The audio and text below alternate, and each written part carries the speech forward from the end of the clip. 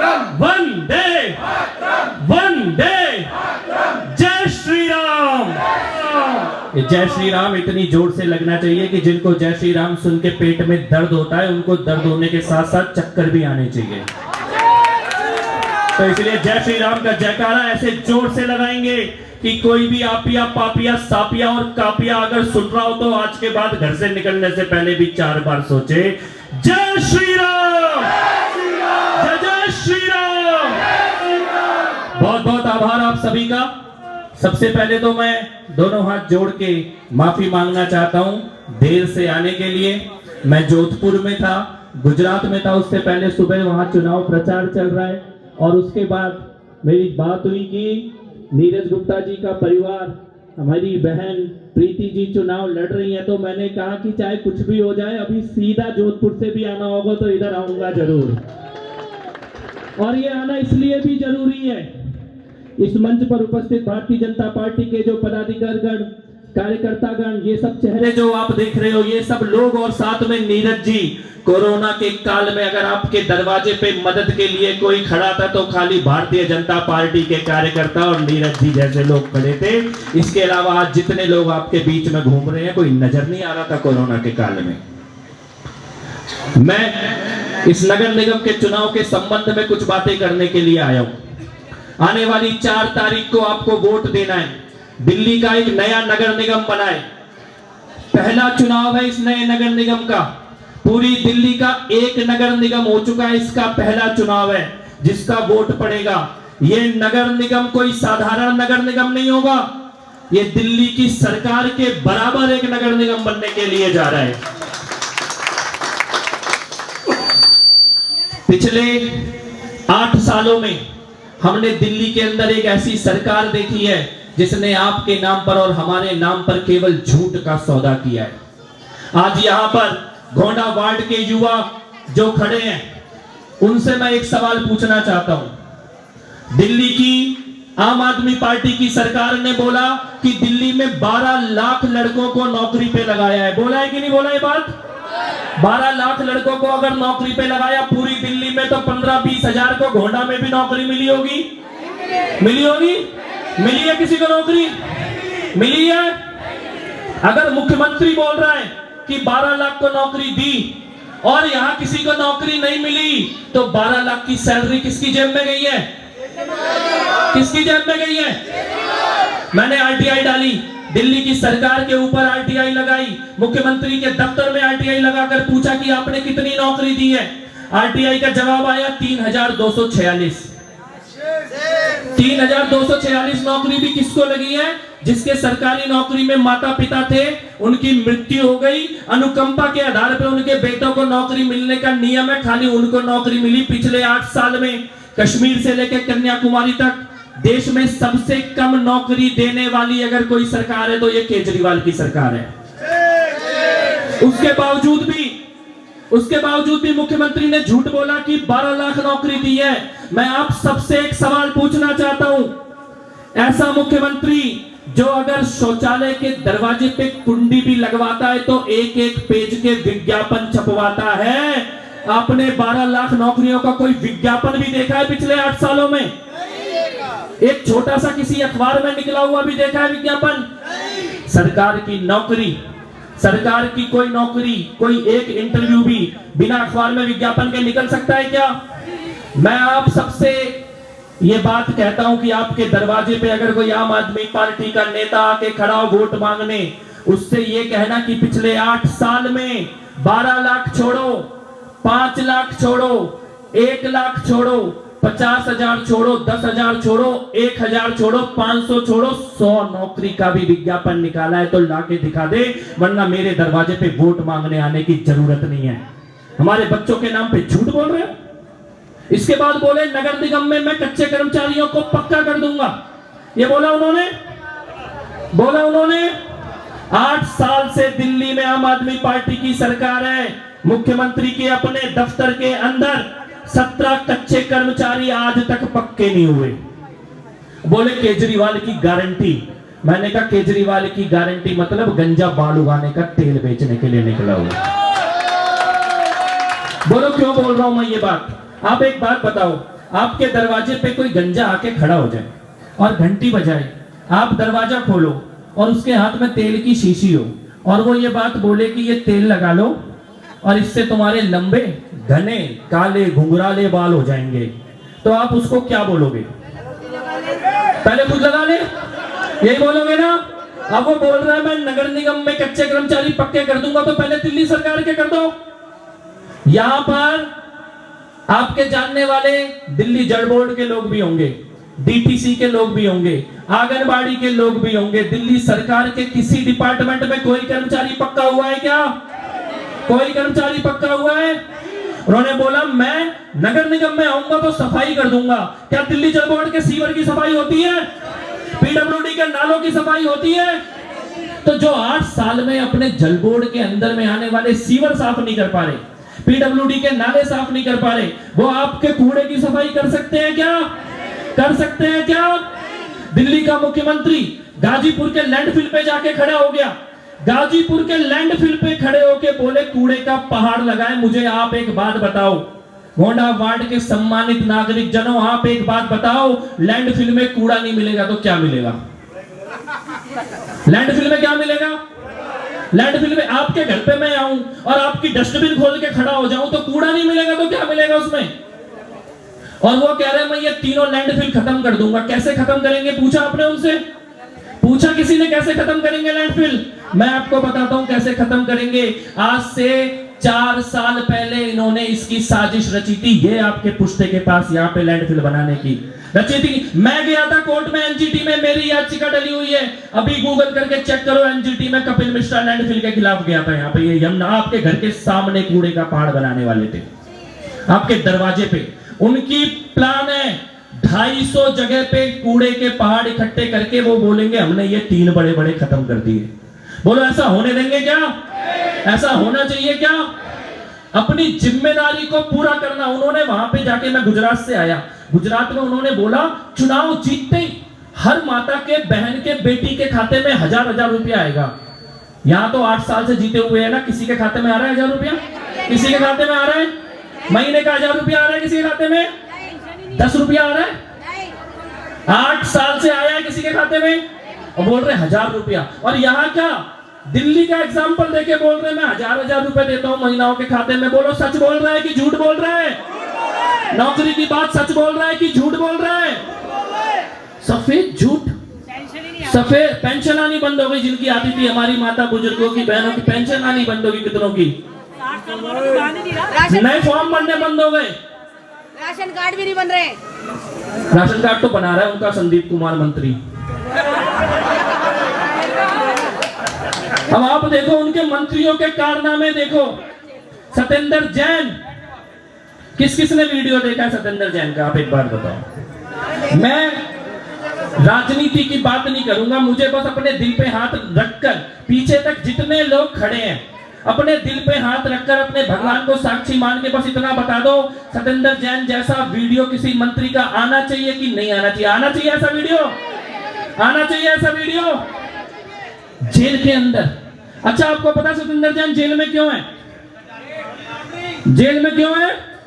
Money laundering, हवाला, काला धन, ब्लैक पैसे को व्हाइट पैसे करने में जेल में गया है। और केजरीवाल कह रहा है भारत रत्न दे दो।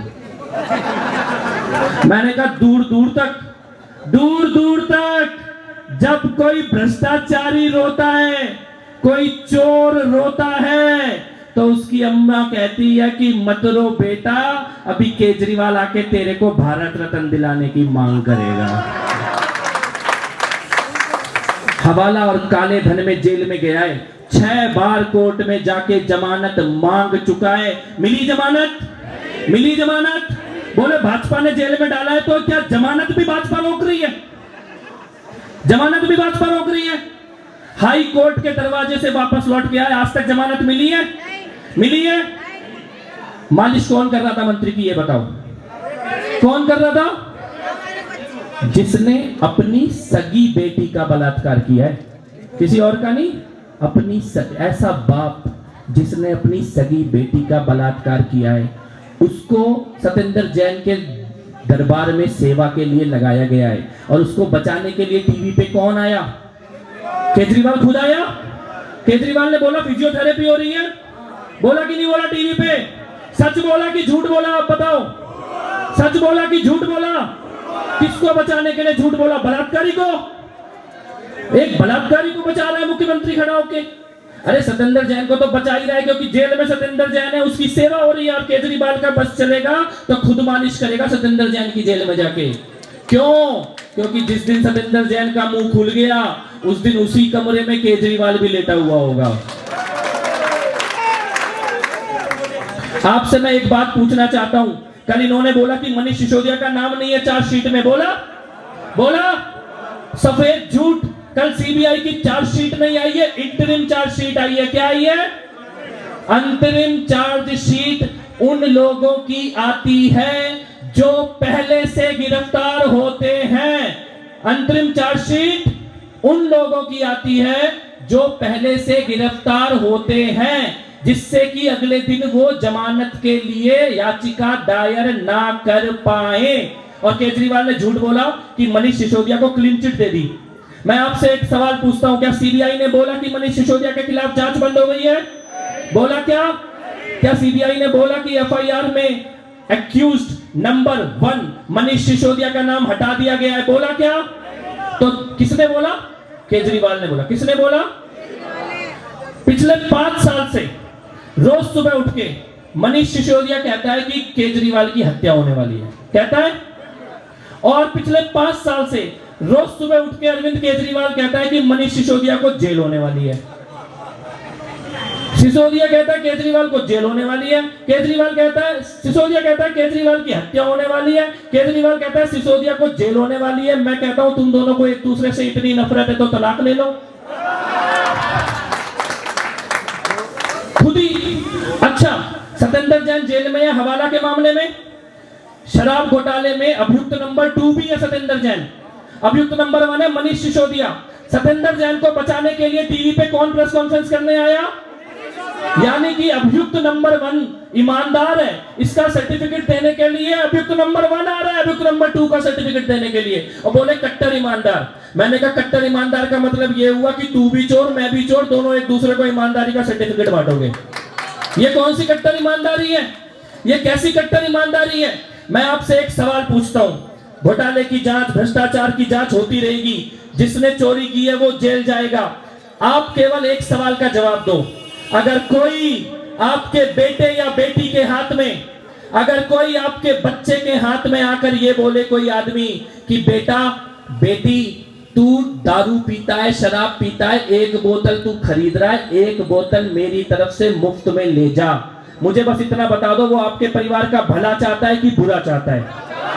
ऐसा आदमी जो आपके बच्चे के हाथ में 1 बोतल के साथ दूसरी बोतल मुफ्त दे दे, वो आपके परिवार का भला चाहता है कि बुरा चाहता है? अगर आपका सगा मामा बच्चों का, आपका सगा भाई बहन, आप बताओ, अगर आपका सगा भाई आपकी पीठ के पीछे आपके बेटे के हाथ में 1 बोतल के साथ दूसरी बोतल रख देगा, उससे संबंध रखोगे कि खत्म कर दोगे? संबंध रखोगे कि खत्म कर दोगे?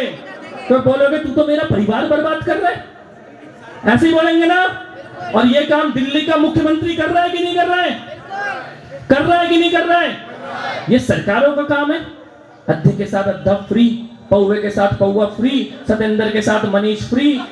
क्या ये राजनीति चलेगी दिल्ली में? और इन्होंने शराब कब बेची? ठेके खोले कि नहीं खोले? आप बताओ, कब खोले? याद है कब खोले? कोरोना की दूसरी लहर में, जब गलियों में खाली एम्बुलेंस की आवाज आती थी, अपने अपने घर में मां जगदम्बा के सामने बैठ के खाली इतनी प्रार्थना करते थे कि हे मां जगदम्बा मेरे अपनों को बचा ले, मेरे बेटे को, मेरे पति की रक्षा करना, किसी को कोरोना ना हो जाए। एक दूसरे की खाने से, दवाई से, ऑक्सीजन से मदद करने के लिए दौड़ रहे थे लोग। तब दिल्ली का उप मुख्यमंत्री क्या कर रहा था पता है आपको? दिनेश अरोड़ा, शराब का दलाल, रात को 11:30 बजे कोरोना की दूसरी लहर में अपने फेसबुक पे लाइव दिखा रहा है कि आज दिल्ली का उप मुख्यमंत्री मनीष सिसोदिया मेरे बार में आया।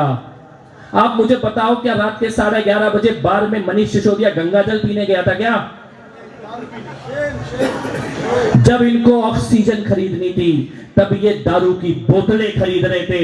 जब इनको मोहल्ला क्लिनिक खोलने थे तब ये शराब के ठेके खोल रहे थे। खोल रहे थे कि नहीं खोल रहे थे? जो भी बात मैंने आपके सामने बोली है इसमें एक भी शब्द झूठ है क्या? एक भी शब्द झूठ है क्या? किस प्रकार की सरकार दिल्ली के अंदर चलाई गई है। और ये बात तो छोड़ो, बोला केजरीवाल का सरकार, केजरीवाल का पार्षद बोल रहे, कह रहे एक मौका दे दो। एक मौका तो दिया था, इधर ताहिर हुसैन को दिया था ना, एक मौका दिया था। किसका पार्षद था? किसका था? केजरीवाल की सरकार, केजरीवाल का पार्षद और आईबी ऑफिसर अंकित शर्मा को अपने घर में ले जाके उसका कत्ल कर रहा था कि नहीं कर रहा था? उसको बचाने की कोशिश की अरविंद केजरीवाल ने, संजय सिंह ने, मनीष सिसोदिया ने की कि नहीं की? ये हमारी गलियों ने देखा है कि नहीं देखा? वो तांडव यहां से 1 किलोमीटर दूर देखा है हमने तांडव की नहीं देखा है? कौन लोग थे? खालिद सैफी किसकी पार्टी का था? खालिद सैफी किसकी पार्टी का था? ताहिर हुसैन किसकी पार्टी का था? सफूरा जरगर किसके नेताओं से मिलती थी? उमर खालिद के समर्थन में कौन ट्वीट कर रहा था? मैं भी मुक्त हो गई हूं उसका। आपने भी झेला है, कितने लोगों ने झेला है। दिनेश खटीक, दिलबर नेगी, अंकित शर्मा, कितने लोगों ने झेला है। डीसीपी अमित शर्मा, ये पेट्रोल पंप के सामने विनोद कश्यप जी, डीसीपी अमित शर्मा, कांस्टेबल रतन लाल बोले फ्री नहीं है, हमने मुफ्त के पानी की कीमत अपने बच्चों के खून से चुकाई है, इस शहर के अंदर अपने बच्चों के खून से। उसके बाद आप आके बोल रहे हो यहाँ पे, बोले कि फ्री। आप एक बात बताओ, आज की तारीख में दिल्ली की हवा सांस लेने लायक है? हमारे बड़े बुजुर्गों की क्या हालत हो रही है? बच्चों की क्या हालत हो रही है? छोटे छोटे बच्चों के मुंह में मशीन लग रही है कि नहीं लग रही है? कौन जिम्मेदार है? या उसके लिए भी बोलेगा कि मोदी जिम्मेदार है? ये यमुना मैया, छठ का त्योहार, काला झाग, बदबूदार पानी, 2 घंटे खड़े हो जाओ शरीर में दाने आने लगते हैं। कौन जिम्मेदार है? जो यमुना की सफाई नहीं कर पाया, जो हवा की सफाई नहीं कर पाया, जो सीवर की सफाई नहीं कर पाया, जो पीडब्ल्यूडी के नालों की सफाई नहीं कर पाया, वो कर सकता है क्या एमसीडी में आने के बाद कूड़े की सफाई? कर सकता है क्या कूड़े की सफाई? सफेद झूठ बोल के आपके बीच में आ रहे हैं, सफेद झूठ बोल के आपके बीच में आ रहे हैं। और 4 तारीख को पिछले 8 साल के एक एक पाप का हिसाब करना। और मैं आपको यह बताने वाला हूं कि ये नगर निगम जो नया बना है, ये दिल्ली की सरकार के अंडर में नहीं होगा, सीधे मोदी जी के अंडर में होगा। पिछले तीनों नगर निगम केजरीवाल के अंडर में थे। केजरीवाल ने उसमें पैसा देने के लिए रुला दिया निगम पार्षदों को, काम कराने के लिए रुला दिया निगम पार्षद को। अभी बोल रहा है कि मैं करा दूंगा काम। अब तो तेरे अंडर में ही नहीं है भाई, अब तुम्हारे हाथ से गया, अब चिड़िया चुग गई खेत। अब सीधा केंद्र सरकार के अंडर में एक नगर निगम बनाया जा रहा है। आम आदमी पार्टी का पार्षद, आम आदमी पार्टी जो एलजी के साथ काम नहीं कर सकती, वो मोदी जी के साथ काम कर पाएगी क्या? सेंट्रल गवर्नमेंट के साथ काम कर पाएगी क्या? इस प्रकार आप ये बात समझो। 4 तारीख का ये चुनाव, एक बार पीछे मुड़ के देखना आपको कौन कौन से वादे किए गए थे। वाईफाई का वादा किया गया था, मिल गया वाईफाई? आपके 20 कॉलेज खुल गए, 500 स्कूल खुल गए। सीसीटीवी तो है, सत्येंद्र जैन का आता है, दिल्ली का आ रहा सत्येंद्र जैन का। और उसके बाद भाई हमें तुमने लूटा तो लूटा, हमारे देवी देवताओं को गाली दे रहे हो। राजेंद्र पाल गौतम ने क्या बोला? आपने देखा राजेंद्र पाल गौतम का वीडियो? क्या बोला? कि मैं ब्रह्मा जी को नहीं मानता, मैं विष्णु जी को नहीं मानता, मैं शंकर जी को नहीं मानता, मैं गौरी गणपति को नहीं मानता। मैंने कहा हम तेरे को नहीं मानते। मान सकते हैं क्या? देखो, वो भगवान को नहीं मानता, इसका मतलब वो भगवान से डरता भी नहीं होगा, इसका मतलब उसके मन में भय भी नहीं होगा। इसीलिए तो सफेद झूठ बोल रहा है। सफेद झूठ वही आदमी बोल सकता है जिसके मन में भगवान का डर ना हो। और वो तो ऑन रिकॉर्ड अच्छा बोला, मंत्री से हटा दिया, विधायक से हटाया क्या उसको? नगर निगम के चुनाव में राजेंद्र पाल गौतम को स्टार प्रचारक बना के भेजा हुआ है। ये किसका अपमान हो रहा है? किसका अपमान हो रहा है? आज तो दिल्ली की सरकार में है, आपके पैसों से मौलाना मौलाओं को तनख्वाह दे रहा है कि नहीं दे रहा? पंडितों को दे रहा है क्या? गुरुद्वारे को दे रहा है क्या? चर्च को दे रहा है क्या? खाली किसको दे रहा है? और अगर नगर निगम में आ गया तो क्या करेगा? भाई साहब आपकी पार्किंग, आपकी दुकान, आपका आना जाना उधर ही जाएगा, सब उधर ही जाएगा। किसी गलतफहमी में मत रहना। ससुर जी अपने दामाद की सेवा पहले करेंगे, बाकी की बाद में करेंगे। ये रोहिंग्या इनके दामाद लगते हैं रिश्ते में। साधारण चुनाव नहीं है, दिल्ली के नए नगर निगम का पहला चुनाव है। वोट उसको देना जो नगर निगम का काम कर सके, वोट उसको देना जो पद में नहीं था तब भी सेवा करता था। और सामने कौन है आपके? प्रीति जी के सामने कौन है? भाई साहब Guinness book of world record में अगर हारने का नाम आएगा तो आपके सामने जो प्रत्याशी खड़ा है उसके परिवार का आएगा। आएगा कि नहीं आएगा? हाँ, Guinness book of world record में सबसे ज्यादा बार हारने का। तो ये शगुन पूरा करें, नीरज जी को, प्रीति जी को अपना आशीर्वाद दे आने वाली 4 तारीख को। मैं खाली इतना कहना चाहता हूं, वोट देने से पहले अपने घर में मंदिर सबके है ना, अपने घर के मंदिर में 1 मिनट खड़े हो जाना वोट देने से पहले और बस इतना बोलना कि मां जगदम्बा मेरा वोट उसको पड़े जो मेरे वार्ड की, मेरे राज्य की, मेरे देश की, मेरे धर्म की और मेरे बच्चों की भलाई का काम करे। और उसके बाद आंख मूंद के मशीन के सामने खड़े हो जाना। कमल के अलावा कोई दूसरा बटन दिखाई नहीं देगा आपको। 4 तारीख को एक बार हाथ उठा के पीछे तक, 4 तारीख को कौन कौन लोग भारतीय जनता पार्टी का बटन दबाएंगे और अपने दोस्तों से, पड़ोसियों से, रिश्तेदारों से दबाएंगे? पीछे तक देखना चाहता हूं हाथ उठा के। एक बार भारत माता का जयकारा, भारत माता की, भारत माता की। और आपकी तरफ से अगर आप अनुमति दें, ये पटका आप मेरे को दो। अगर आप हाथ उठा के अनुमति दोगे तो इसको विजय का पटाखा समझकर, विजय की पताका के रूप में आपके प्रत्याशी के गले में पहना सकता हूं क्या? एडवांस में पहना सकता हूं क्या? तो ये विजय की पताका आपको बहुत बहुत शुभकामनाएं। भव्य विजय का इतिहास बनाइए आप। भारत माता की, भारत माता की, वंदे वंदे, जय श्री राम, जय जय श्री राम। बहुत बहुत आभार आप सभी का। Thank you.